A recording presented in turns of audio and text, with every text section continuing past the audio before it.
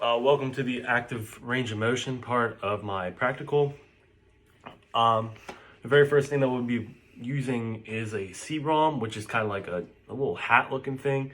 There will be a device on the top and then a device on the side.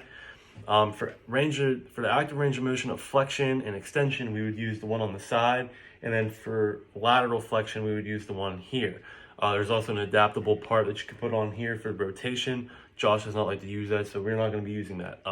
We won't be using that either now because we do not have a AROM. But anyways, without further ado, we would put the AROM on his head, and then I would tell this patient to go ahead and flex forward, and then I would read it after I set it to 0 whenever he was at neutral, and then a normal range of motion for flexion is 80 to 90 degrees. So go ahead back to neutral. I would set it again back to 0, and then I have my patient extend. And then once again, I would look at the side measurement, and a normal range of motion for that would be 70. Next, we have lateral flexion. So I'll have the patient set it back to neutral for 0 here, because this is one we'll be looking at, and then I'll have them do either way.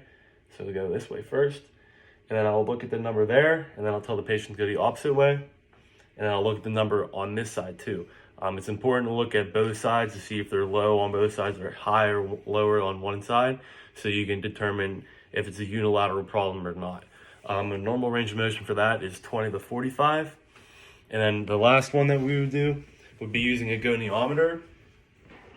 We'd put it right where that soft spot would be on a baby.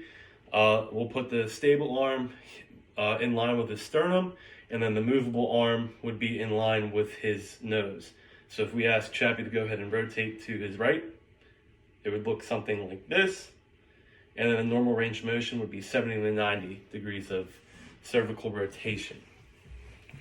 Then we have a little bit of combination movements. So if we have a little bit of lateral flexion with regular flexion, and then we'll have flexion with rotation, and then we'll have extension with lateral rotation, and then extension with rotation.